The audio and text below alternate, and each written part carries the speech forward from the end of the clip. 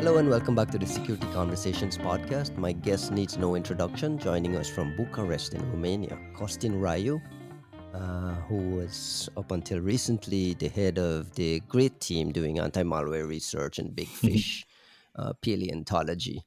How are you, Costin? Welcome to the show. Thanks, Ryan. Good to see you again. I'm very well. How are you? I'm good. I used to be really, really worried about you working 10, 12 hours a day, sometimes 14 hours a day sitting in front of the computer. I know you got into Taekwondo recently. Help me understand where your head is at now, having left the great team. Talk a little bit about why leave now? Is there any sort of political connotations to this with war and all that talk, or is there something else? Well, there's like a couple of very good questions there. In your question, I can actually see maybe four or five different ones. So maybe let's just start with one which I think is quite important for everybody, which is mental health or physical health. As you probably know, as you are in your 40s, maybe you go into your 50s, you're no longer you're no longer young, and you can't just lose nights anymore. I guess it's a concept that a lot of people are familiar with, and it's I think it's important that there's more and more discussions about this, how to cope with stress, for instance, and how do you balance life, how do you balance life, work, and your personal health at the same time. In my case, I've always been a kind of a person who I won't basically sit up until I finish what I am doing. So maybe I just start diving into some new malware, some new attack, and 14 hours later I'm still doing that. I haven't eaten anything, I haven't drank any kind of water, and a point probably comes in your life when you can't do that anymore. So you need to maybe take a step back, think a bit, and see where all this is going. And in my case, it was kind of funny that at the kind of peak of the pandemic, my daughter started training in Taekwondo. Um, After we finished watching everything on Netflix, on HBO, we just went back to some of the old school kung fu movies or Jet Li movies, like Hero. And she asked us one day, like, "Hey, can I go and learn this kind of martial arts?" So we said, "Okay."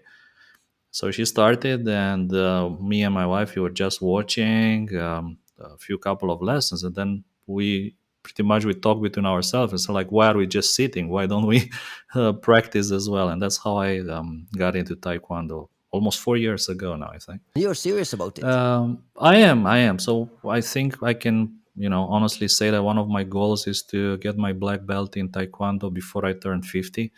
Hopefully, I can do that sooner. I'm going to be 47 this year, and if all goes well, maybe I'll be able to get the to pass the exam for the black belt later this year, maybe in the summer or the winter. But you can say I'm serious. Yeah, I went to a couple of competitions. I got gold in individual forms. I got gold with my wife in pairs last year. So you can say that we're pretty serious. Yeah. That's awesome. I want to go back to this 14-hour days and finding yourself sitting in front of the laptop. Do you find this work, APT research and malware research, to be high stress just generally? Or did you find it high stress for you because of your personality or the position you were in? Because let's not beat around the bush. GReAT was sitting at a place in computer security history that really changed the way things were done and how things were done publicly. The stress you talk about that that led you to like Mm. reevaluate things, did that come from being great specific or your own? I'll tell you two stories. One of them, many years ago, a much wiser friend of mine, an older, wiser friend of mine, came and he said that um, as far as he can see in this business, we are burning people like candles. We're burning them very young, almost, drying them of all their energy so fast, so fast. And I couldn't understand what he meant. I only understood what he meant like many years later. And then I realized that, yeah, you need to kind of take things easier, you need to take them slower, and you need to maybe think a bit more about how you invest your energy and what you invest your energy into. And by the way, that's another big discussion there. like nowadays with artificial intelligence and how that is changing threat intelligence a lot. That is still worth investing like hours and hours writing reports that maybe AIs and large language models can write more effectively for you. But nevertheless, Yeah, I'll get to yeah, that. I wanna get to the way like some of this AI mm, innovation is changing the game and changing the way research is done. But I wanna sure, go back to high yeah. stress. Does it have to be high stress? That's a good question. So, like I said, on one hand, like my friend was saying, we are burning people. So, because of this burning of people, um, that's kind of you have very high casualties, if I can call it like that. People are shifting jobs, they're moving from one job to another quite often, and like one of the things that I was proud for many years is that we had a very high retention rate. People love their jobs. What I think that put a lot of stress was the fact that things become a bit different when you have customers on one hand, and then when you have quotas that you need to reach. So when you start pushing, let's say to publish like let's say 50 reports, or then you publish 100 reports, and then you need to publish I don't know 200 or 500 or 1,000 reports just to be let's say and at the same level as your competitors, then yeah, you put like a lot of stress on everybody. And I think that that's one of the issues in the industry at the moment, that private intelligence probably can be categorized in maybe two, let's say, big sets. One would be um, spammy threat intelligence, and those are like companies that are publishing I don't know 1,000 reports per year, and then like a very let's say high quality low volume reporting, and that would be companies which push maybe I don't know 15 or 20 reports per year. Now, customers, of course, they want the volume, but at the same time, I've seen a lot of customers complain there's like just too much. There's like just too much spam. So I remember we spoke to a customer who said he has five analysts going through reports from one specific vendors every day. So he had to allocate five people from his own team just to read the reports coming from one vendor. And it shouldn't be like that for sure. Like you shouldn't, if you're buying private threat intelligence, you shouldn't put 5 or 10 or 15 people to just read reports and make sense out of them, like which ones are relevant to me, which one give me an edge, which ones let's say I can actually use effectively in my infrastructure, which ones are actionable, and so on.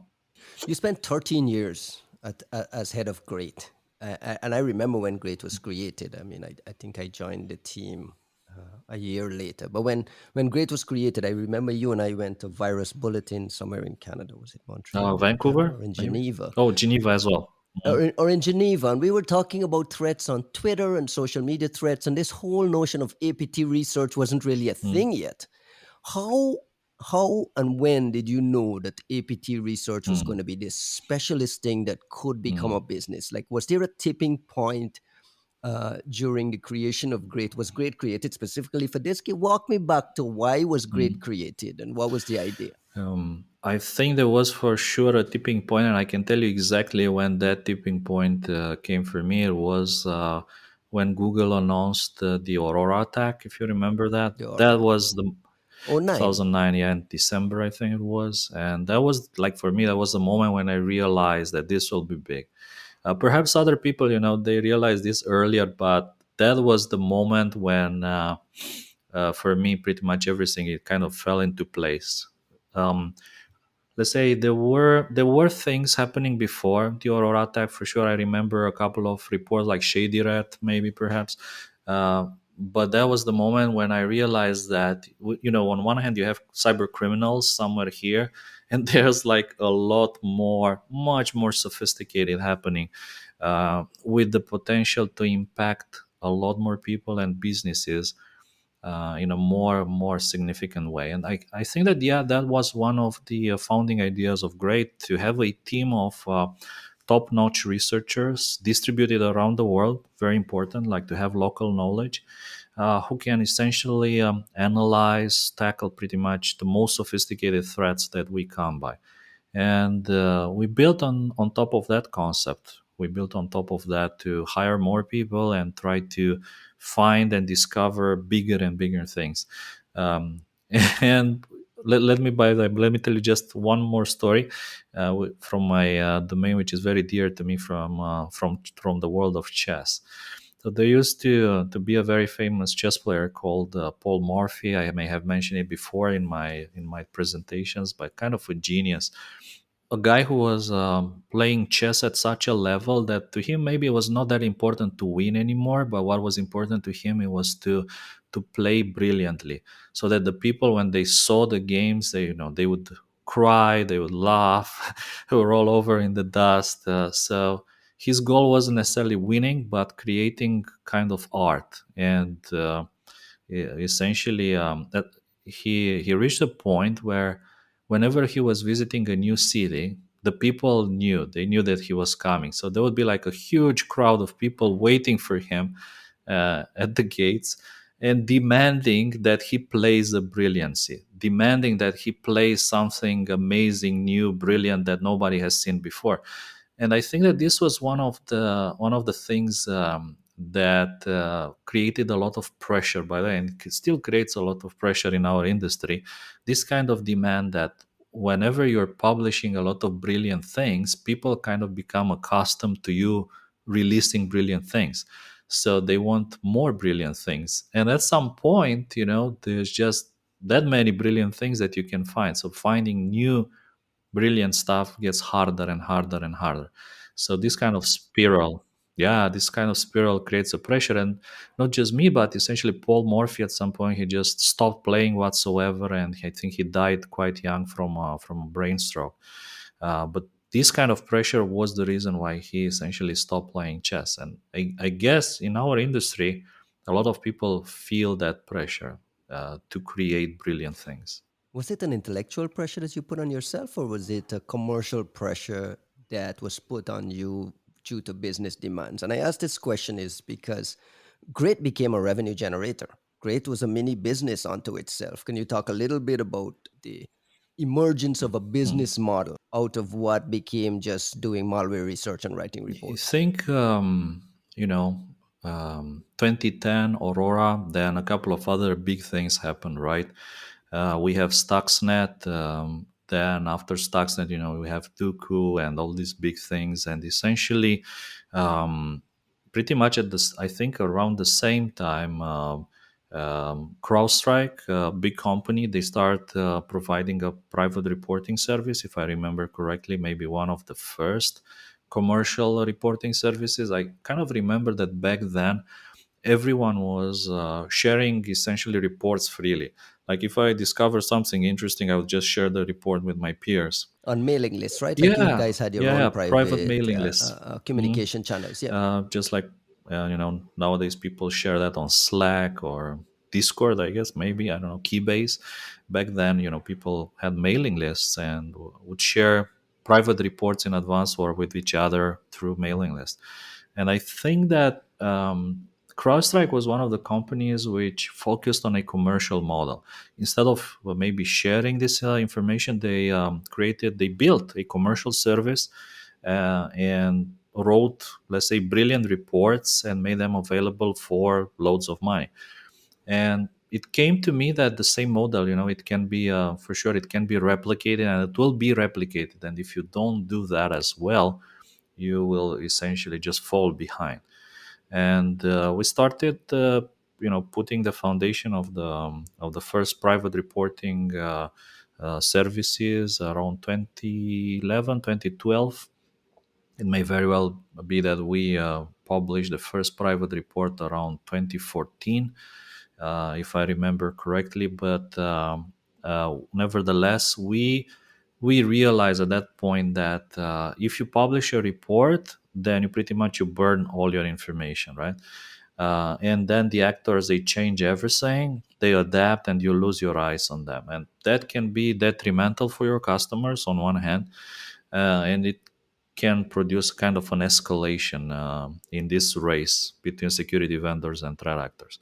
So yeah, the idea to create a private reporting service came naturally. It was just what the industry was moving into, and I think other companies they just follow suit. So that at the moment, yeah, we have quite a few big vendors doing this. Yeah, now every threat research lab has Mm, theirs, right? What did you think made GReAT mm, successful?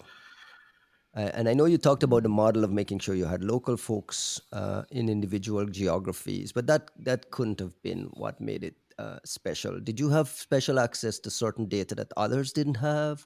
Do you feel like your team had a different mindset and Mhm. approach to doing these things? What made Great stand out among all these other companies that had as much resources as you I had? think that's a very good question. I think I recently had a discussion with a good friend of mine, Thomas Reed, and we were talking a bit if there's maybe a kind of a school of threat intelligence, if you will, or like different schools of threat intelligence around the world. And if, let's say, maybe, I don't know, Western companies have or follow one school of thought of threat intelligence, and Eastern schools follow a different thought.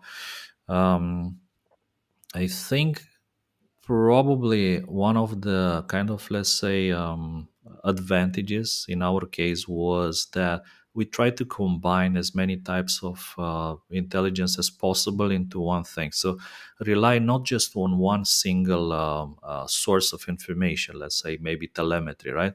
But we tried to combine everything that was available to us, like data coming from honeypots, like simple SSH honeypots that people try to break into, combine data from underground forums, combine data from crawlers, combine data from passive DNS databases, and just hunt with Yara. And I think Yara was also a very important factor here, that we adopted it early on. And by just But everybody else must have been doing the same things, though, right? I mean, maybe yes or no. I think that one of, like, and this is, by the way, it's one of the biggest problems in the industry, is finding the needle in the haystack, right? And this problem gets more and more complicated the bigger the haystack is, right? And one of the issues that a lot of people have is that they have maybe too much data. When you have too much data, it's like the famous NSA problem, right? They have too much data, and when you have too much data, you are no longer effective at finding the needle. So I think what maybe, let's say, we did a bit better was kind of going through the haystack with a comb, then with a finer comb, and eventually then hunting for the needle in what's left. So going through several cycles of polishing and essentially filtering the selectors that you use to look for interesting things. And of course, the other thing which probably needs to be mentioned, is I think also very important, is that the other threat intelligence companies, they were not antivirus vendors. They were essentially new EDR like companies, or new IR, incident response companies. So that meant they didn't have access to the largest malware collection in the world. They didn't have access to telemetry from all corners of the world. And last but that was your big advantage, um, right? The big advantage is that you had this virus database that dated back, what, decades. yes. You had access to data that others didn't have access to in certain parts of And the world. I mean, you mentioned Stuxnet and Duqu, and you mentioned some other things there. You had an advantage yeah, there. but you'll also, I think you'd be surprised to hear that another important thing, in my opinion, was also access to a very large database of clean samples. And people don't realize how important that is, to have access. Not, What does that yeah, mean? to have access not just to malware, but also to clean samples. Clean sample is like, clean files that come from Windows installations, from Office, from, let's say, pretty much all clean software out there. So when you have access to what is, in my opinion, the largest database of clean software in the world, this is what we did have access to in GReAT, the largest database of clean software, then you can do a lot of weeding through the haystack. So you can pretty much remove a lot of false positives, clean files. Whenever, let's say, you write signatures, you can fine tune signatures, you can extract the specific properties that are unique to certain malware samples, and you can do all sorts of magic with that to find the needle in the haystack. So I think, yeah, all these, they helped together. When you put them together, they all helped for sure. But I would also say that things really work when, and I think this is also kind of important to mention, when you have a team of top-notch people. What is important is that the team works, let's say, like a clockwork. And the biggest mistake that I see personally when managing teams is maybe doing too much or micromanagement. If you want, micromanagement is probably the biggest killer of productivity. So I've seen a lot of brilliant people, being micromanaged, and that essentially leading, sadly, to all sorts of source stories, but definitely not to brilliant games. Yeah, like Paul Morphy. I want to loop back on the issue of generating revenue from private reports and the value of IOCs and shelf life of these IOCs. Can you talk a little bit about what the effect, the long term, wide scale effect of that business model on helping businesses to protect themselves? Unless you're buying private reports from a specific place, then I don't have these IOCs, then I can't go hunting in my place. Does it mean I need to buy private reports from every vendor because they all have different levels of visibility and different levels of skills to find things? Help me understand as a defender, how do I manage this ecosystem of private threat intel reports, IOCs that necessarily don't have a long shelf life? How do you think about these things? So it's a very, very complex question there. And let me start first by talking a bit about the shelf life of IOCs. So one of the things which I noticed is that, for sure, during the last 10 years or so, the shelf life of IOCs has been getting shorter and shorter and shorter. So maybe, back in the days, there were APT groups using a domain or an IP for years. Nowadays, these things are changing a lot. So we see maybe attacks which rely on a domain for just a day or maybe a couple of hours. Uh, so on one hand, IOCs, maybe they are not necessarily less relevant, but the or the time frame during which they are relevant is getting smaller and smaller. When you say smaller and smaller, like do we have an average? Um, Well, there's by the way, there's a mistake that I see a lot, is when you provide IOCs to people, and then the people, they just put those IOCs into their systems, and they start checking from that moment on. And in a lot of cases, that doesn't matter anymore, because those IOCs, they only make sense if you have the capability to look back, maybe look back 1 year, 2 years, 3 years, if you have that capability. So I think that, yeah, one of the biggest mistakes is not to look back for IOCs, but to check, let's say, just from now on. So having logs is a very important thing here, Very and very costly thing, cost. though, right? Like having logs and being able to look back 2, 3 True. years and being able to do that Mm, retrospective becomes a very, very costly thing. mm. I think the folks at Stairwell is trying to solve this problem and trying to manage this. Uh, Yeah. yeah, go ahead. And the other thing which also is quite difficult to understand is that not all IOCs are the same, and that matters more than people can actually imagine. So just to give you an example, um, I could give you, let's say, an IP address, or I can give you a Yara rule. And that IP address, maybe it will live for a very short period of time. But with the Yara rule, maybe, that Yara rule will still be effective for 6 months or 1 year. So if you want, you can even classify the IOCs and what is useful and what is not, and what actually can be effective for a longer period of time. But even, let's say, in case of Yara rules, not all Yara rules are the same.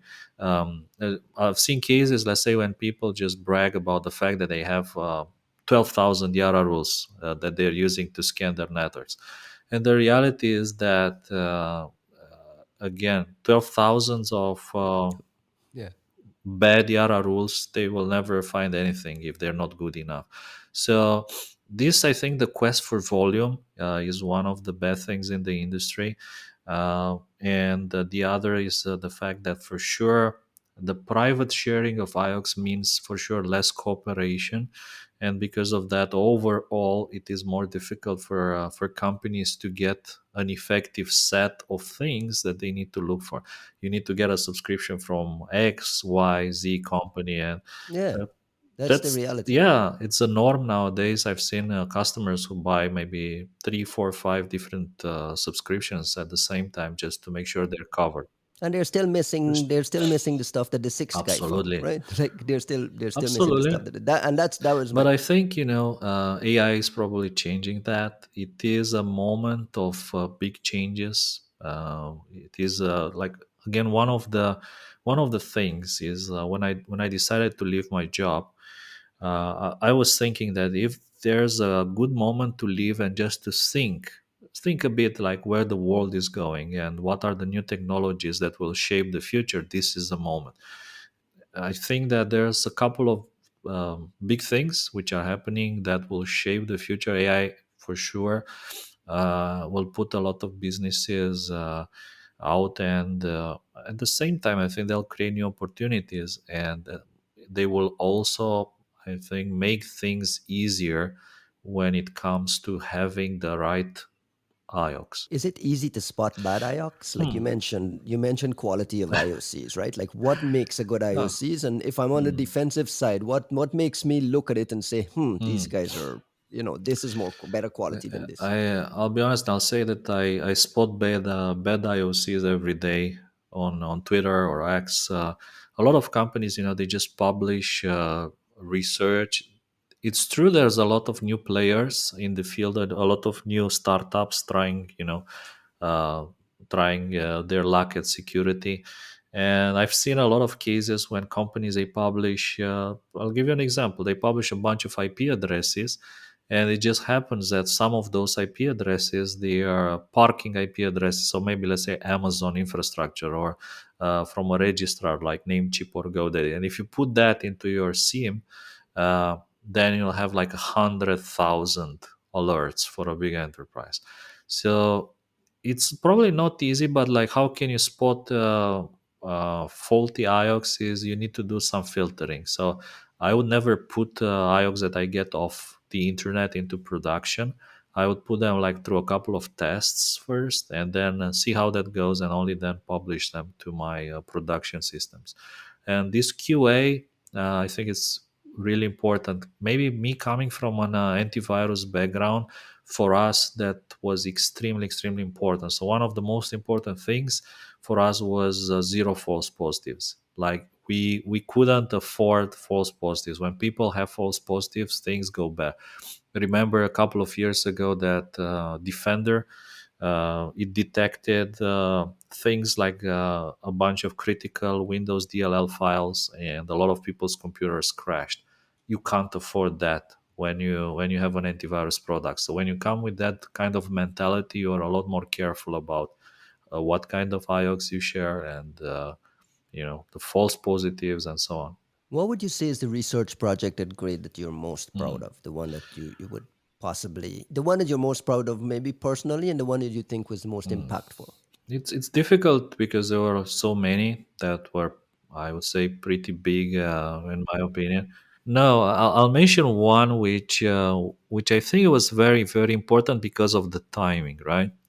And that would be Red October. So you have to think a bit like early 2013, right? Early 2013, a couple of big things have been happening, such as Stuxnet, Duqu, but at the same time, uh, the world maybe hasn't seen like big, sophisticated cyber espionage, like really big. When I say big, I mean really big. So two things have happened in 2013, which is that we published our Red October report. Can you for the audience? Can you just spend a second on what Red Sure, October sure. was? Let me just mention the other one just for the context, which is Mandiant's APT1 report. So they came like very very close to each other. Our Red October report and Mandiant APT1. Now, what Red October was, I think, was the first big thorough report ever published about a Russian-speaking APT group. And Mandiant's APT1 was probably the first big, really big report, deep report about a Chinese speaking APT group. And I think that both of them coming public in 2013 was kind of a defining moment in threat intelligence. In our case, the reason why I say I'm proud is because it's really difficult to, let's say, bring new groundbreaking stuff to the public, right?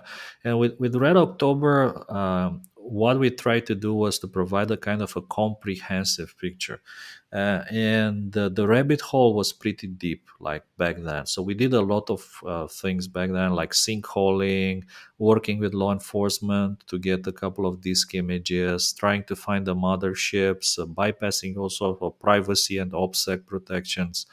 Overall, I think that was really interesting because of the targeting that Red October had, like targeting of NATO encryption software. For instance, you have to think that this was 2012. There was targeting of routers. The attackers were collecting credentials that allow them to break into routers and hijack and intercept secure communications.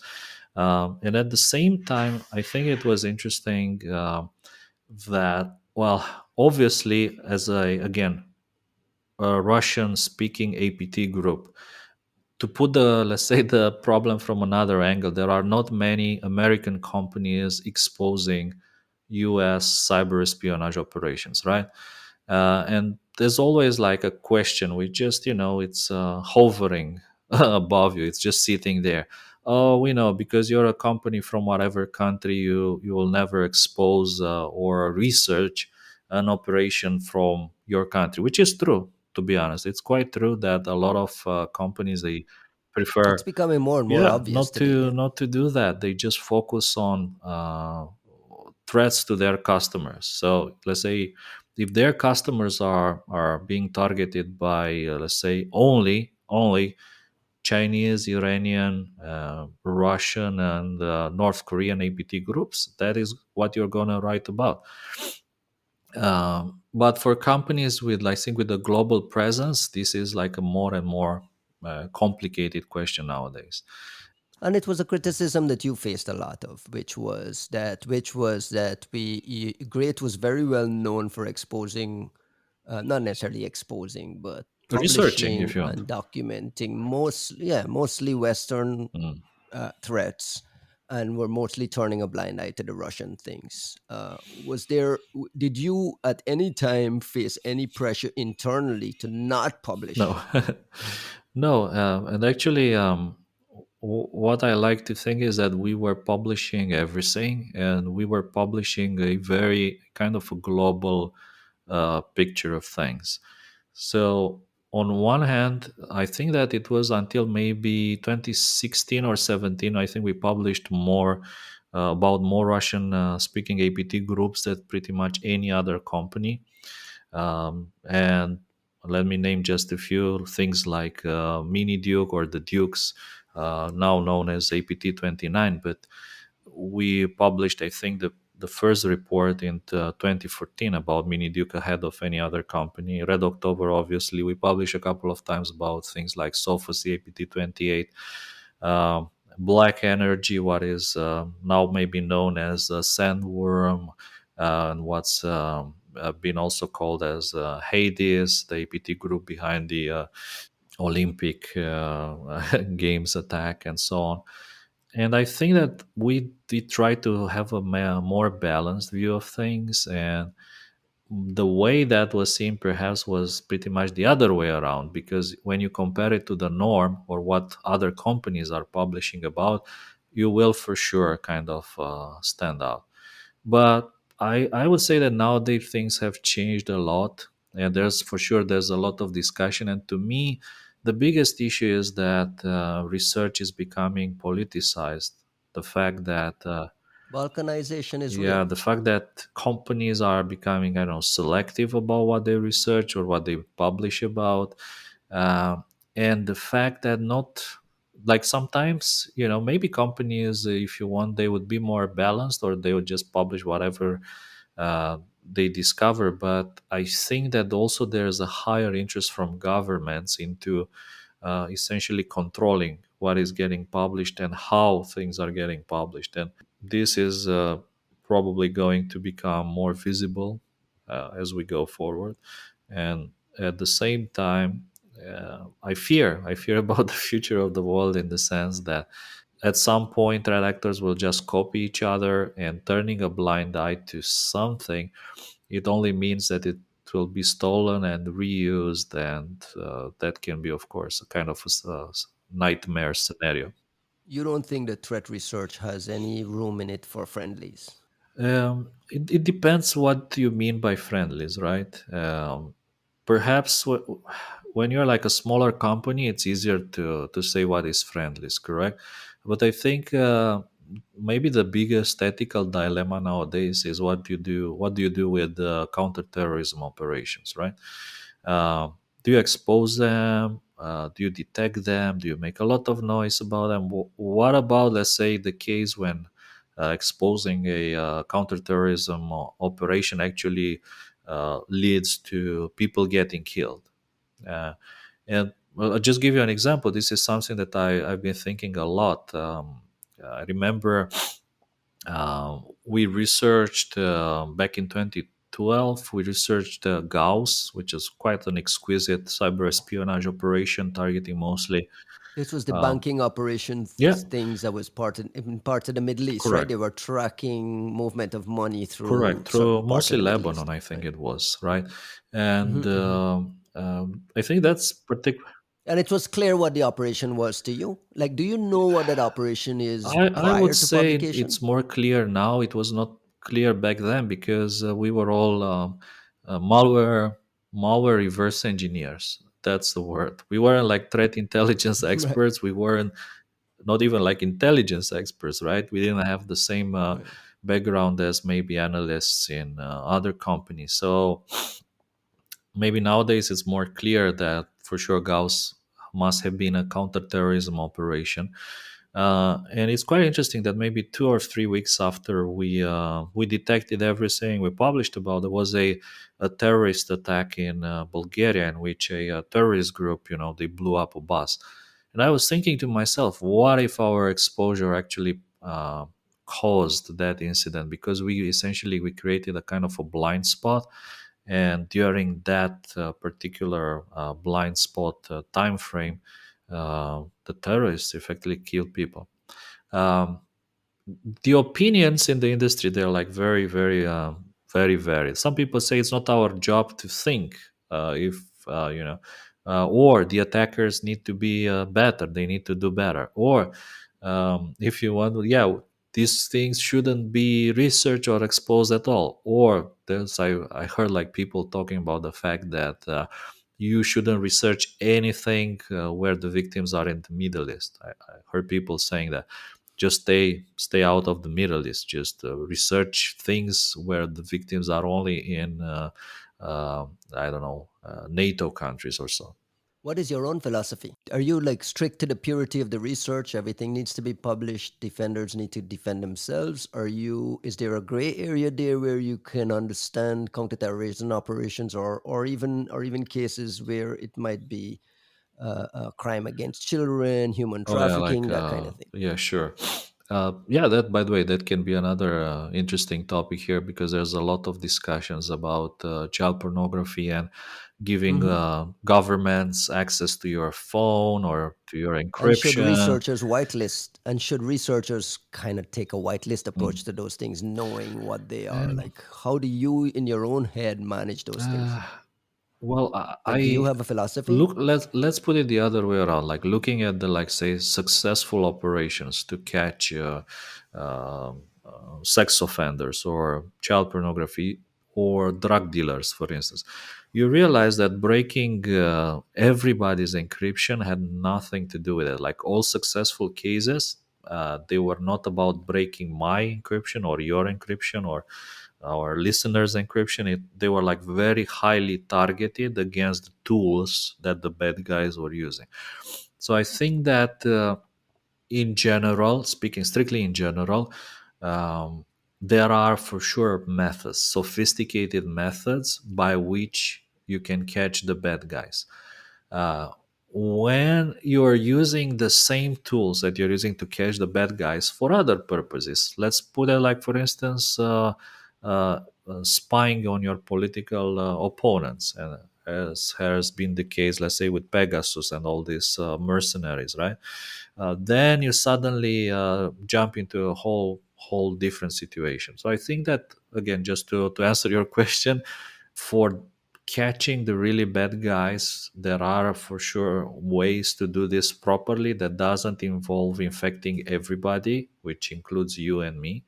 And at the same time, I just want to say that there's for sure a lot of abuse happening, in which very powerful cyber espionage tools are used for other purposes that they have been intended. And here, I think companies, different companies out there, but also independent groups like Citizen Lab, they're doing a fantastic work trying to raise awareness, trying to make everyone more secure, and trying to preserve our democracy.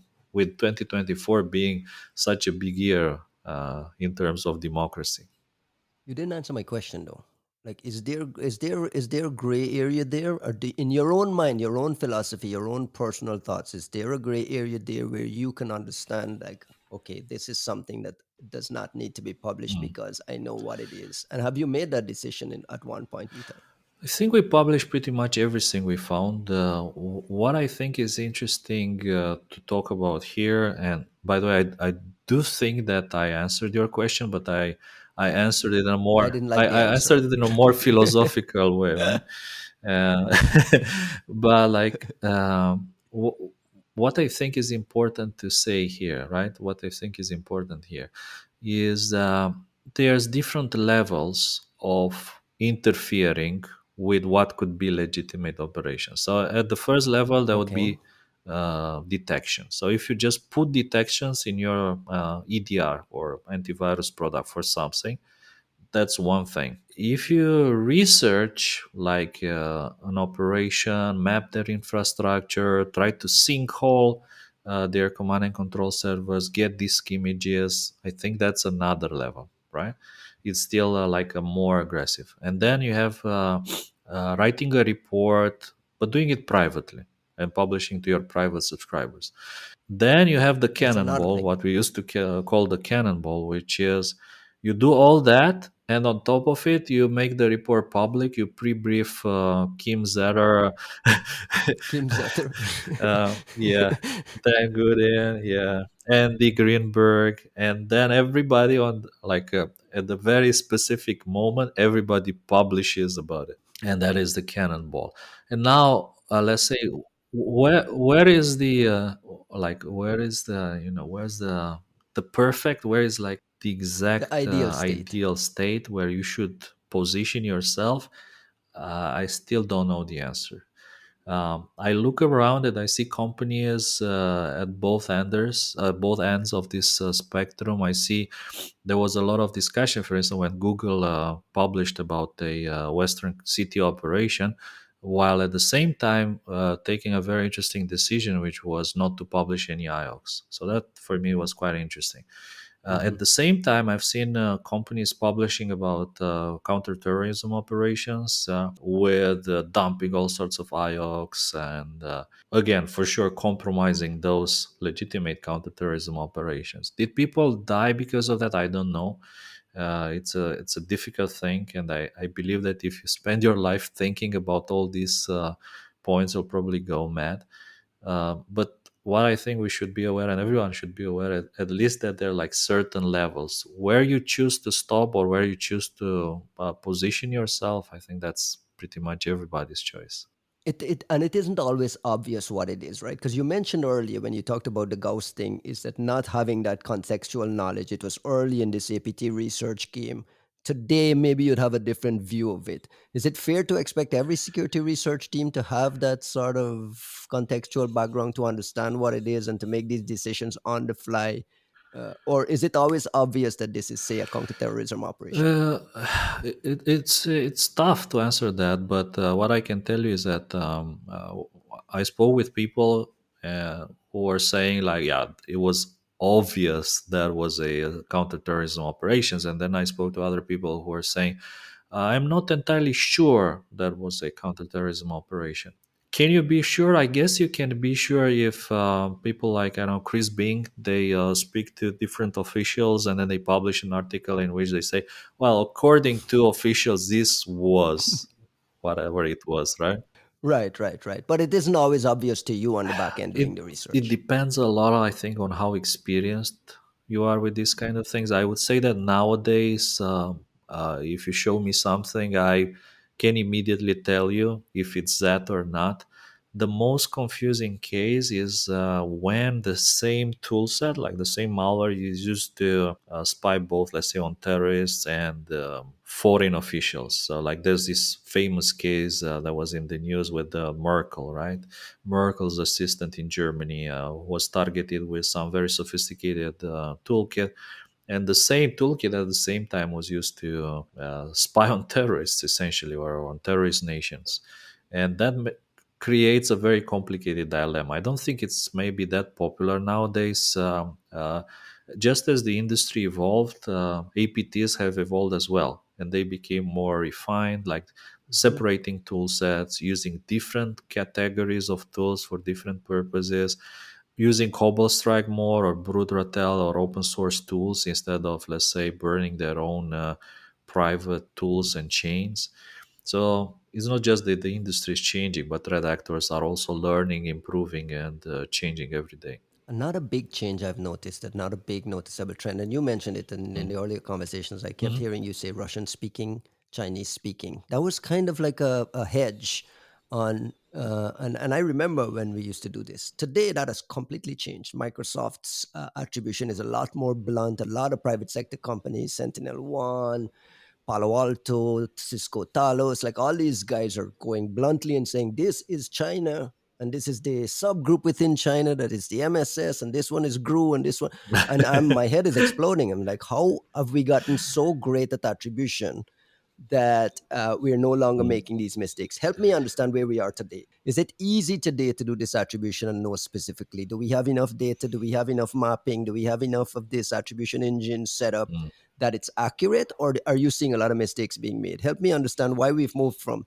Russian speaking, Chinese speaking to MSS, Not GRU, just and that, but like MVR. we have, I don't know, not only that, but we have like Chinese companies accusing NSA, CIA, whatever. Yeah, so it's like It's a free more for or less all. free for all. I think the question of attribution uh, is a very complicated one in the sense that the worst possible thing is to be wrong. And what happens is that when you are wrong, and let's say you point to somewhere else, you create a lot of confusion, which in turn, well, like long term, it muddies attribution and it ruins your credentials. So the more mistakes you make, the less, let's say, people will trust your decisions in the future. And I'll just give you a few examples from memory. I remember back in the days, WannaCry.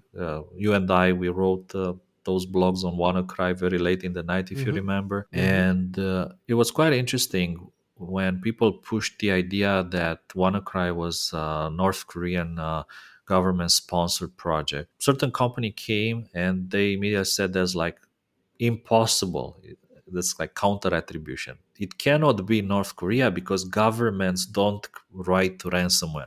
Governments do not create ransomware and they don't steal cryptocurrencies and money. So it cannot be North Korean state sponsored, right? Counter attribution. Obviously wrong. I think the NSA and a lot of other organizations, they came and attributed WannaCry to the Lazarus APT group, right, which is a North Korean sponsored APT group.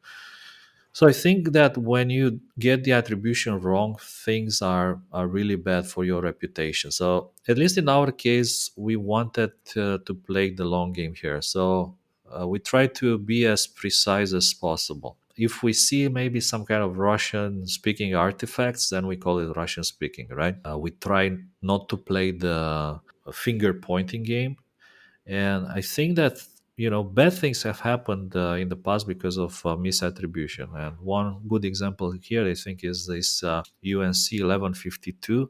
group that even the European Union, they blame the Russian government for being behind it.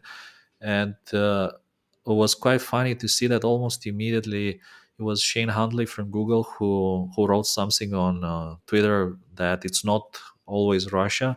And then Mandiant came with a report in which they actually suggested that it was not actually Russia, it was Belarus. So this is like the typical Russian speaking mistake, correct? They're both Russian speaking, but it's not Russia. Of Right. course, you can go into arguments that maybe they're not operating independently of each other and so on. But nevertheless, to me, I tell you that to me as a researcher and as an engineer or technical person, getting things right is important. Maybe there's a school of analysts where you can say we believe with I don't know, medium low confidence that it is whatever it is that. But we tried, at least in our case, we tried to avoid this game as much as possible and just point out to the technical evidence. Has it gotten easier though? With experience, with enough, having seen enough campaigns and seen enough of these tools and enough of these operations, does it become easier to do this attribution and pinpoint What things? makes attribution easier, like over the years, let's say, there's a couple of big APT groups out there, right, which have been around for many many years. Like I'll give you Turla is one of them, right? They're still out there, they still do their stuff. Maybe they have, I don't know, new methods, new tools, so they contract some of their tools to others and so on. But nevertheless, it's still Turla, right? One thing which I think it rarely changes, or one thing which kind of gives away the attacker, is the victimology. So we try to look a lot at victimology to understand if there's overlap with previous attacks.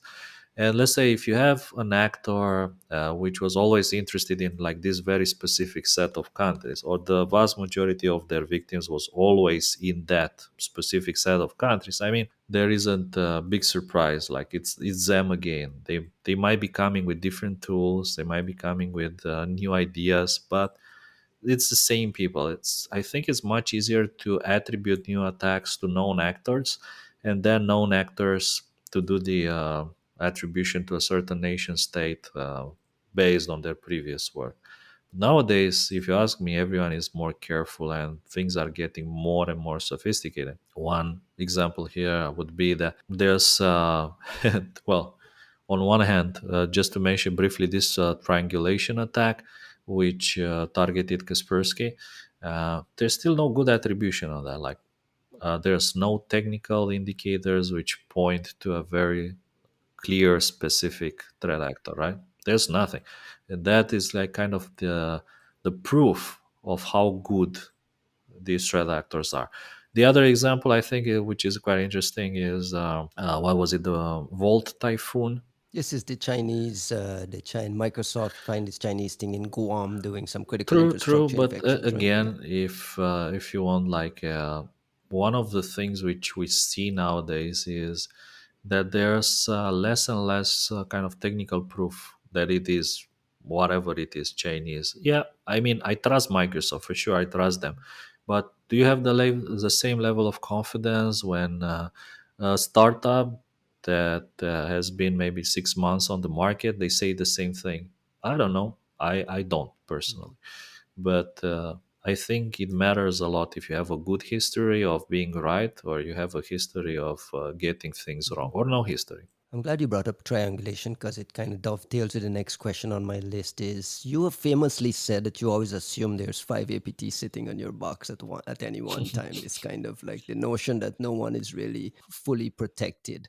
Your company was a victim twice, Duqu 2 and triangulation. Just a direct question to you: were you personally infected in any of those? And walk me through the feeling of being a victim. Mm, What does that feel mm, like? And is that research any different from a traditional APT research? mhm. I'll tell you, like, I'll start by just telling you Did how the I learned. triangulation people sit on your iPhone?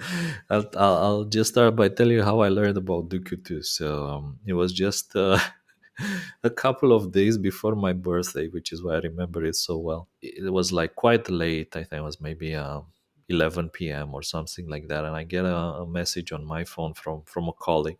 Oh, we've been hacked. There's like an infection in the network, and they got to whatever server and that server and so on. And I'm thinking like, so this is like it's April. My birthday is in April, so this is like an April's Fool's joke, right? Because they like it. It's famously known that in Russia people like this. They like these jokes a lot. So I'm like, they're playing an April Fool's joke on me, right? So I go to bed. It was quite late again, thinking it's a joke. I woke up the next morning, 7 a.m. I opened my computer, and lo and behold, that guy is online. And now, if you know that person, he usually wouldn't get online until 1 p.m. or so. So I was like, 7 a.m., and the guy is online. I'm like, hey, man, what's going on? Are you sick or something? What's up? And he's like, no, no, no, I'm working on that thing from last night. And I'm like, oh, okay. So this it's not an April's Fool's joke. Like, this is the first shock when you realize that this is for real. This is not a joke. So the next step is, am I a victim? You have to assume that if you are an important person in whatever company, that then you are probably you could be a victim. So what you need to do is, of course, you start checking all your devices backups.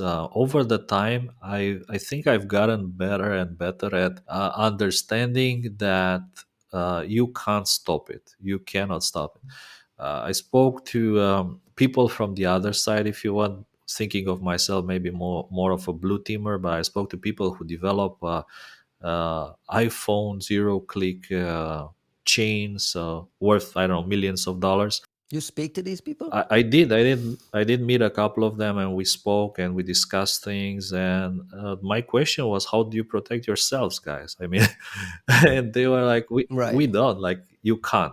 That You was just can't. that That's a that was a reality. reality. You cannot protect yourself. And once you realize, and when you accept that, then you understand that you need to focus on something else. Like, you can't focus on preventing the infection. What you need to focus on is detecting it as soon as possible. So for that, you need logs, you need like artifacts, and of course you need to make it as hard as possible for the attackers to increase the costs, right? You need to essentially make it as difficult as possible to get to your devices. And if you remember, I did write this guide about iOS security. I think we did it together. You helped me Yeah, yeah, polish yeah. it, published it on dark reading. And the funny thing is that if you actually followed that guide, you'd be safe, right? The sad thing is that a lot of people either didn't read it or they didn't follow.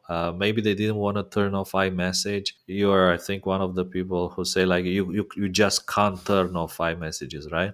No, You you need cannot. that blue bubble. Yeah, You you need need the the blue the bubble. blue bubble chat. It's like an ecosystem that makes you an outsider if you In don't have this it. in No, this I mean there's life, a cultural thing in there. this life, you're either blue or green. There's like no in Yeah. between. I'm Yeah, and I'm here's the the green thing: guy. if you can't protect yourself, if we take your point that nobody can protect yourself, then why make usability? Why reduce Hmm. usability and reduce things like that's a philosophical It is, argument for yeah. another time. But I want to double back. Have you ever found an APT on either your phone or your machine? I haven't. I haven't. It doesn't mean that my devices weren't targeted. It probably only means that I haven't. I haven't collected enough logs to confirm infections every or any time this happen. Just for the record, like, a lot of people are asking, like, what's better, to have an iPhone? Is it better to have an Android device? What's better? If you ask me personally, I think an iPhone is better. And I don't speak about the security, but about the forensic capabilities, which to me are way more important. The kind of the logs that you can extract from an iPhone, they are vastly more useful than those that you can get from any Android device. Just look, for instance, at things such as MVT, running it on iTunes backups, and how iTunes backups, I don't know, propagate the signs of infection from one phone to another. So let's say every Christmas or every 2 years, after Christmas your occupation is to help your relatives to move their data from one phone to another, right? Make an iTunes backup. Simply having those iTunes backups can be a huge advantage because they allow you to check if your phones have been targeted, or to look for suspicious things. I know you talked about this iPhone guide that was published. Is there very like what is the most important thing you can do on an iPhone to protect yourself from Right APT? I know now, we mentioned iMessage mm, and turning off mm, iMessage. Is that like the most mm. crucial thing that removes attack surface? I think nowadays the most effective thing is just to turn on lockdown mode. A lot of people, it's maybe surprising, a lot of people don't know about lockdown mode. I'm meeting a lot of different, not just researchers, but even security people at events who haven't heard about lockdown mode. They don't have it turned on their phones, and I think Apple probably could do better here to make it, let's say, more popular. But at the same time, yeah, Yeah, but you're diminishing the usefulness of an iPhone. true. If you push lockdown Mm. mode, you're basically telling people don't use these amazing features that we're selling iPhone on. Like that's the predicament they're in, right? Ye- Yeah, but again, lockdown mode is not that restrictive, right? You can still use iMessage. You can have a lot of things. Me, I'm Stupid surely more question. extreme. Stupid question. Just on lockdown mode Mm. here. Would lockdown mode have blocked the infection path for triangulation, which was very specifically aimed at iOS, older versions of iOS? And I know it's a stupid question because I mean, whether it would have been blocked, they would not have used it if it was Mm. blocked. So I mean, it's kind of like one of those stupid, useless questions. But in this case, in this very specific, based on what we know, Mm. would turning on lockdown mode have mitigated that? It's a good question. I think the opinions here are split. Some people believe it would have, and other people believe it wouldn't. Now, what you need to know about this specific attack is that probably there wasn't just one chain. Like it wasn't just this zero-click chain, but at the same time there was for sure a web-based infection vector. You can probably do the web-based infection vector either through a one-click attack or through some kind of a man-in-the-middle quantum man on the side attack, I think. And there's a chance that these other vectors wouldn't have been stopped by the lockdown mode. One other, by the way, another important point here, I think, is there's a lot of discussions. They say, like, oh, I've been targeted on iOS, so I'm going to switch to, I don't know, Samsung phones. I'm going to switch to Android and I'm not going to use iPhones again. I think this is the dumbest possible thing imaginable. And I'll tell you why, because, and I'll use another analogy from chess. There's a lot of people who play chess. I call them one move people. What it means is they just they look just one move ahead. So you play a move, I look at your move. Oh, okay. So you're like bringing out the horse. It means you want to attack my pawn, so I'm going to protect my pawn. So that's just one move. I'm looking just one move ahead. When in reality, you have to understand that these guys, like the kind of people who have these resources, they are not one move APTs. they've Right. they've already seen you actually go through all these steps. They know that you're probably gonna switch from iPhone to Android. They know you're gonna switch from Android to iPhone. They know you're gonna switch, I don't know, to whatever platform, and they have everything ready for that as well. It's already ready, it's already prepared. So they're just like waiting for you. Please switch, just come, and we'll hit you with our zero-click Samsung chain, or we're gonna hit you with your Google Nexus or Pixel chain, and this is gonna be happening forever, over and over again. You mentioned you never found APT in your own devices. Have you ever felt personally threatened or nervous about the work that you did from like a physical, just like Mm. my own safety? Yeah, I mean, a couple of times, and I think we share this feeling at least once at a very specific moment. This is, I think, one of the harsh realities that when you do security research and whenever you're like looking into sophisticated threats, you have to understand that someone will get upset. Like powerful people will get upset for sure. They will do one of several possible things. try to go after you personally or after the company, or they just going to try to find a way so that doesn't happen again one way or another. And in my case, finding that cube in my dining room a couple of years ago, I think it was an eye-opening moment. um, and after that, Talk the story. Can you tell the story? yeah, What do you of mean? course. There's people in the audience that don't know about the cube. It was after my speech about Stuxnet at Virus Bulletin in Vancouver, and so a couple of weeks later, I came back from there. And at the conference, there were a couple of very suspicious people who came. They paid in cash. They only came for the Stuxnet talks and left afterwards. And a lot of people, they were speculating that there must be some kind of connection with Stuxnet. And about 2 weeks after this incident, when I went home, I found a cube like a dice on my dining room with a couple of different messages that we use. We had this in the office. So it was part of a game where you roll the dice and there's like different possible answers. And one of them was take a break, but there was also things like yes, no, maybe, and take a break. And this cube, which was in our office, it suddenly appears in my home in the middle of the table, of the dining table, with the top up with the message "Take a break." So it was kind of pretty obvious that someone broke into the office, stole the dice, broke into my home, and put it on the table just to prove a point that whenever they want, they can break into the office, they can break into my home. And the best thing to do would be, just to take a break, which is actually what I did for a couple of months. I did take a break. Yeah, it's a complicated picture here. uh, and when you do security research, you have to understand that you are making yourself a target with cyber criminals, with nation states. I mean, even nowadays, ransomware cartels are getting quite Hmm. powerful. They're getting quite rich and powerful. It's a risk. Doing security research cannot be risk free. Did you make any mistakes in your decision making at GReAT? Do you have any regrets? Is there a specific thing that you would do differently? What would you say was like the biggest, not necessarily screw up, but something that lives in your mind as I wish I had done that differently? I think doing mistakes is very important because you rarely learn from doing the things right. Most of the time, you learn from mistakes. This is one of the things, by the way, which I learned from practicing martial arts, is that you grow from your mistakes. Thinking about your mistakes, thinking like what you can do better, like how you can do things in a more efficient way.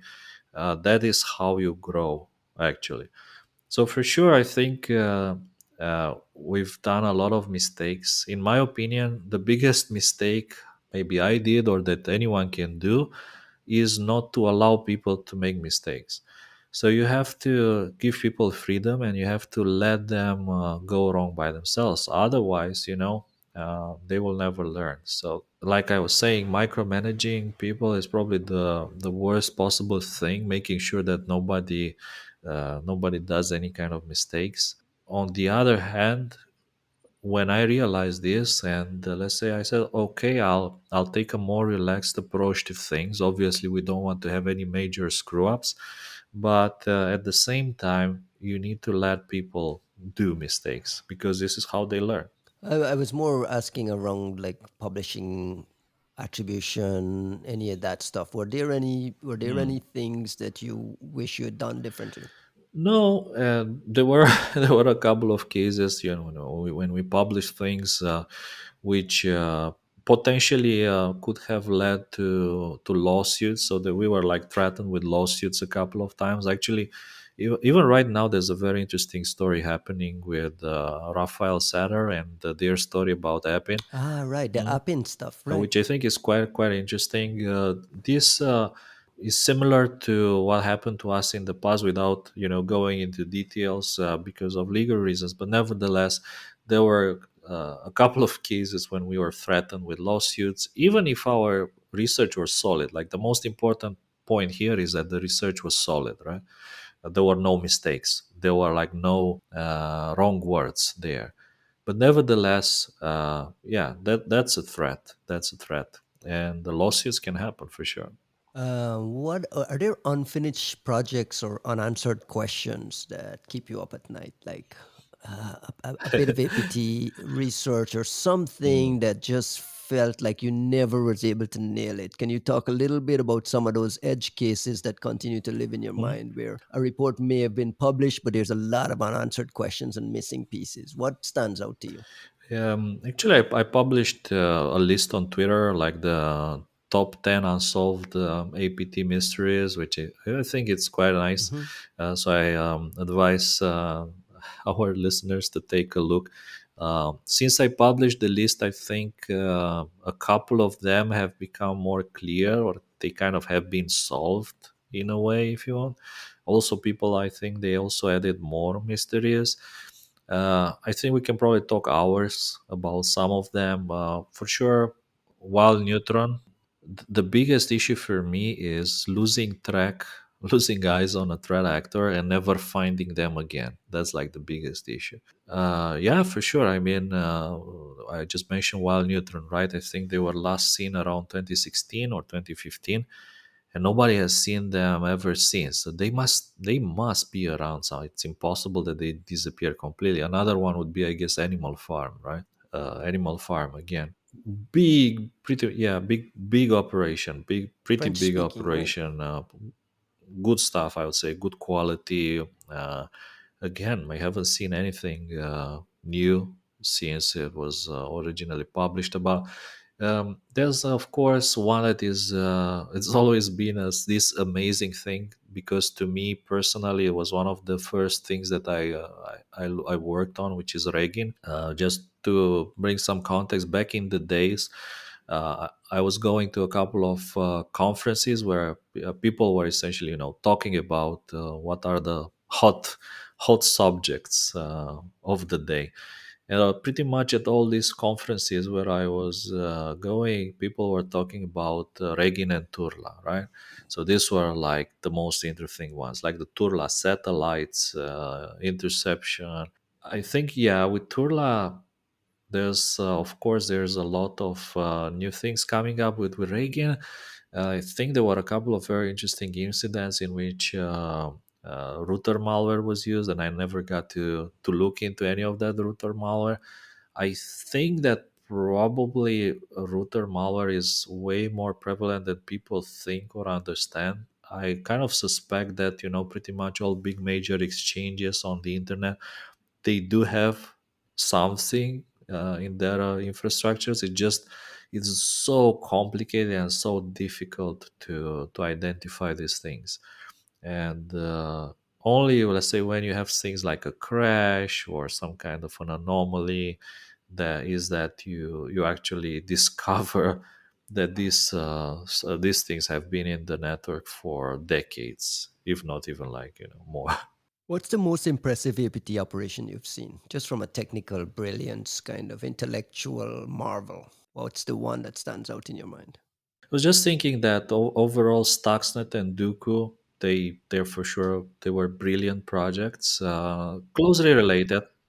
What do you make of the fresh Stuxnet news? It's kind of interesting. So just to bring everyone on the same page, recently news in a Dutch magazine from Huip, who is a journalist working on a lot of big topics, and also it seems he has very good sources in the Dutch intelligence. Wrote the story that to 2007, a Dutch mall actually brought an infected water pump into Natanz uranium enrichment plant, and that's how Stuxnet was seeded.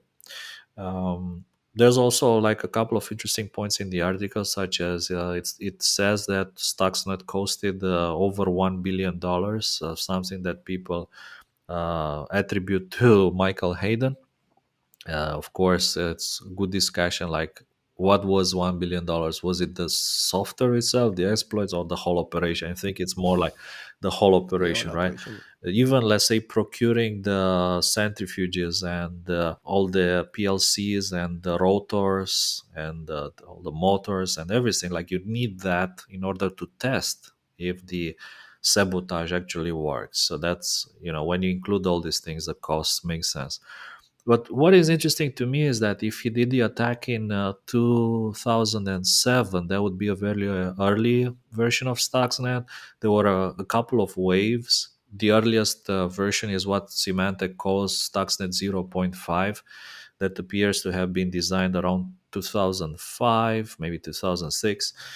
Yeah, where there's like later waves of Stuxnet 2008, 2009, 2010 that were way more aggressive. But what is interesting here is that the early versions of Stuxnet, they didn't have network replication, so they only infected WinCC projects, S7 projects, and that kind of suggests that probably the water pump may have come with some kind of software, and the moment that you load that software into WinCC, it spreads to other projects. So I think that that's an interesting detail. But I mean, historically, we know that the later versions of Stuxnet, they were seeded through five different Iranian companies, so we know the exact names of those companies. Right.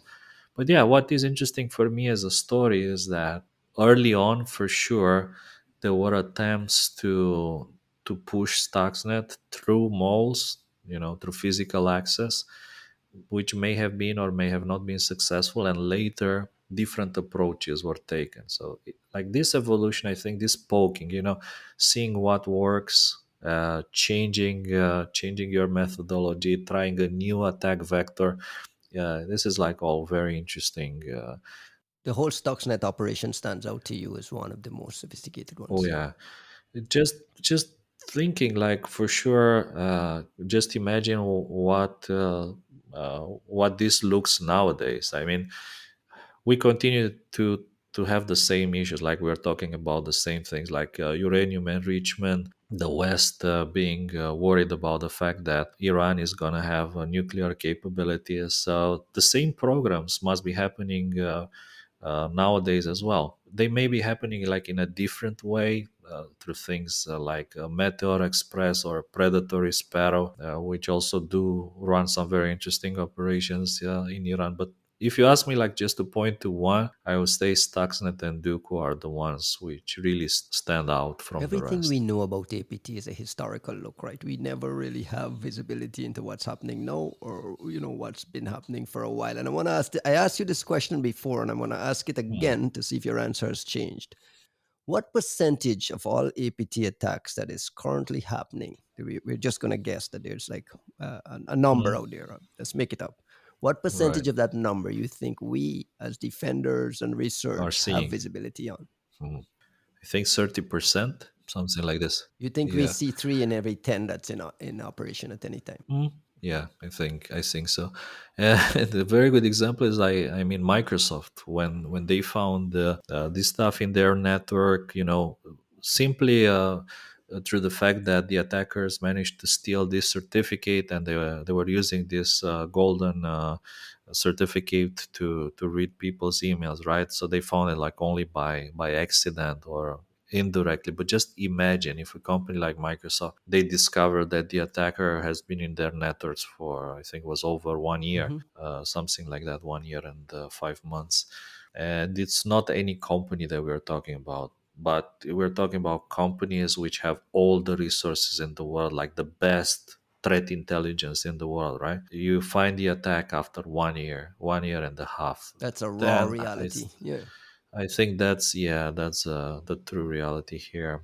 And the fact that what we are seeing, the other thing is, by the way, that what we are seeing and what we are discovering is probably the things Yeah, 5 years that's what ago, I'm right? saying. The stuff that already Yeah. happened.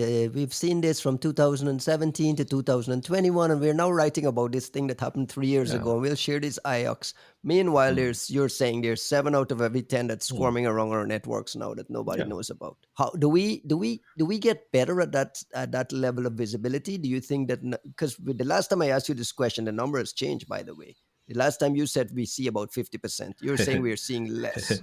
Less, yeah. So I things are think we're getting seeing worse. less.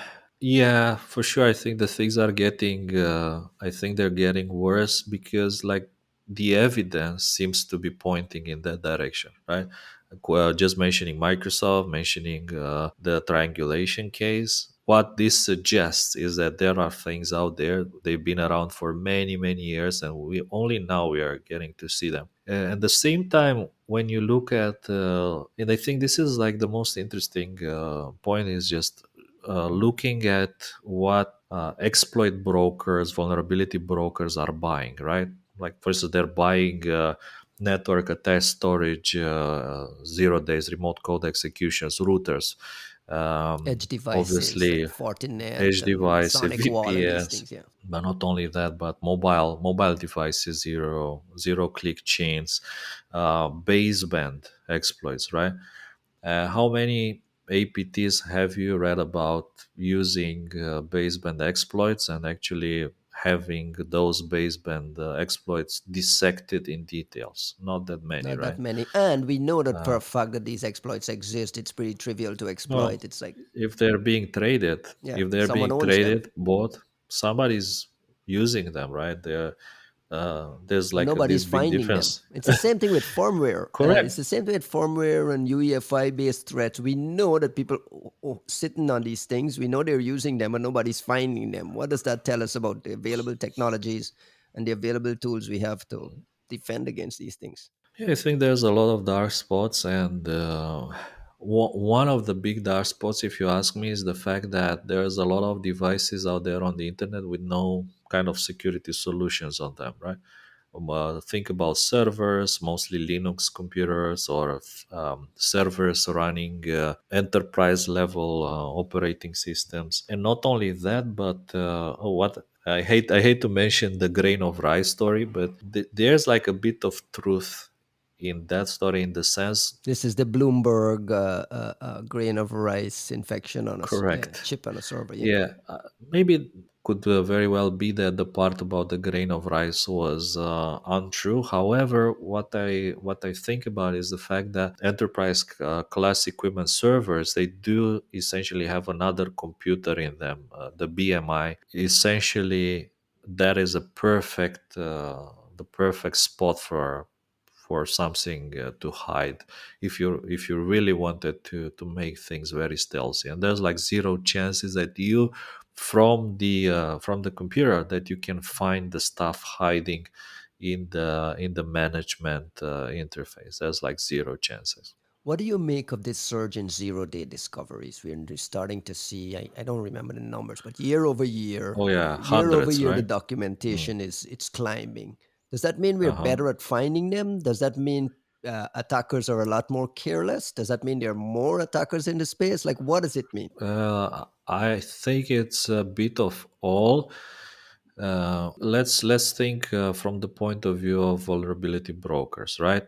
Back in the days, I don't know, 10 years ago, there was just maybe one company doing that, right? And nowadays, there's like easily probably a couple dozen different companies or individuals buying, selling 0 days. All those 0 days, they probably, they aren't bought for storage and being put on a shelf. They are obviously bought for usage in live attacks. So the fact that So you think the more more are are being being generated, generated? more are being traded and sold, so that automatically means that more of them will be in the wild. For sure, there are like some key individuals which play a big role in finding all these 0 days. There's of course Clem at Google, who finds a lot of 0 days, notably from the dark hotel guys. He's figuring out ways to set traps, though, right? I mean, he's got to be doing some very unique, specific things with the level, with the tools that he has and the visibility and access that he Yeah, has, I, right? I think it's always like, the same in all companies. It's not just the visibility, but it's having visibility and one guy who is better, a relentless person who is just better than everyone else at finding things. And we did used to have such guys in our companies, in my team, finding things that nobody else can find. But it's also like a combination of data, but not just the data, but also the Hmm. right people finding those 0 days. All right, to close, tell me, how does AI fix all of this? Like, give me the AI. I know, in all seriousness, are you bullish on AI being enabling new technologies to really Mhm. change things, or is this just going to be another little blip of another Mm. tool to add to the arsenal? Where are you in the Mm. whole AI revolution and all this hype? Yeah, well, I'll answer. I'll answer with first of all by saying something that I read recently was quite interesting to me. I was saying that pretty much all the AI models being trained after the release of ChatGPT 3.5, they're like getting worse and worse. And the reason is that they're getting trained on data that is produced by other AIs. So this is polluting things. In my opinion, the biggest issue is the hallucinations and the fact that there's a potential, like a huge potential there for AI to make our lives better, to make things faster, IOX more effective. But at the same time, I'm afraid, I'm worried about the hallucinations issue, which is still, I think, the biggest at the moment. I mean, there's no doubt that in the future, more of the threat intelligence work will be done by AIs.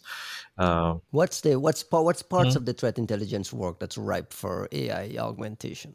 I think two things: writing reports and understanding reports. So for me, let's say having not just me but any CTO, right?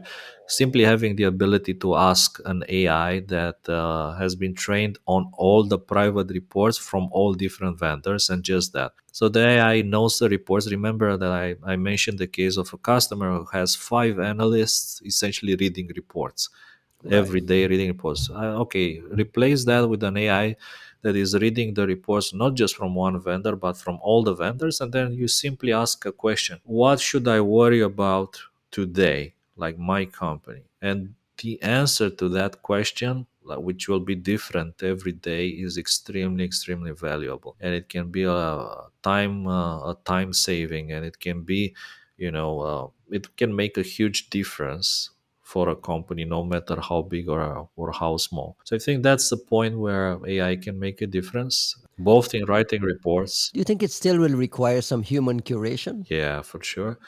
At the end of it, it still will require some human curation, right? Yeah, absolutely. Because, like I was saying, the things that you need to worry is that if you're training the AI on reports that have been written by other AIs, then you're going to have a problem, right? So then, It's the cleanliness of data in the training models also becomes yeah, very crucial. it's simply like if you make a soup, the quality of the soup, it depends on the quality of the ingredients. So I think that there's Mhm. still a place for analysts in the future. Is there still a place for good investigators? If you want people who can, AI is never going to replace a clem, right? uh, But it's going to augment his work and for sure. automate a lot of the Mhm. things that, right? Yeah, exactly. And it will probably allow for more sophisticated discoveries, but at the same time, it will allow for more sophisticated attacks. So that means the attacks will be faster, they'll be more complex. One of the things which I think is powering this is the fact there's a huge ecosystem, an underground ecosystem where stolen credentials are being traded, access to computer networks, machines, government networks, and so on. So all that is kind of ripe, and it will be used by attackers leveraging AI in the future, to make things faster, easier for them. Is there a specific use case for AI that you wish was already in place to help with this level of work? I mean, you mentioned report writing, but if you could pick a use case that you could implement today and have Hmm. AI could just sort that out for me, what would it be? Oh, I would like to have like AI to check all the logs in my network, everything, and let's say emulate the eye of a skilled analyst. Like you probably remember that old speech that Rob Joyce gave a couple of years ago at a The conference where Enigma, he's famous Enigma talk, right? yeah, where he said, the biggest the biggest threat for them would be an out of band net or that, and a competent sysadmin watching the logs. I would like a competent AI watching my Interesting. logs in real time, all the logs from my mobile phone, from my router, from my network, from my computers, and tapping me whenever something suspicious happens. And by suspicious, I mean the same level of suspicious that an analyst of clams level would find. What's next for you after you get your Taekwondo black belt? Like where's your head at now as you head? Are you going to stay in APT research world? Or are you going to go build something? What is next for you? I would like to build something which kind of combines all the big ideas that are appearing around the world. So if you ask me, what remember we started by discussing a bit the fact that 2023, 2024 they're kind of defining because there's big things happening. AI is one of them. I think quantum computing is another, and I dare say probably cryptocurrencies are also a significant thing. There's absolutely no way that the future can exist without cryptocurrencies like this. These are probably going to explode, and financial systems will not be replaced. But that's like one of the biggest mistakes is to think they'll be replaced. No, they'll be augmented, or they'll just embrace these new technologies. And threats and attacks in the future, they'll take dimensions pretty much in these categories. And I would like to work more on this topic. I think when effective quantum computers will hit the market, then there'll be big issues with things like RSA or public key encryption, right? So there's already discussions about implementing quantum resistant encryption, which I think they're very important. I think it's like really interesting to see malware implementing quantum resistant encryption algorithms for command and control. Like that's the level which indicates that there's those many moves ahead APTs that are out there. There's thinking, and they're thinking as well about the future, avoiding artificial intelligence, quantum computers, and maybe even exploiting concepts such as blockchains for communications or for sophisticated attacks. So I would like for sure to build something in these directions. I am playing with some ideas, but I'm gonna keep them private for a bit longer before I I say anything on the topic. Thank you very much, Costin Raiu. Thank you, Ryan. Best of luck with the Taekwondo training and looking forward to doing this again at any time. Thank you, my friend.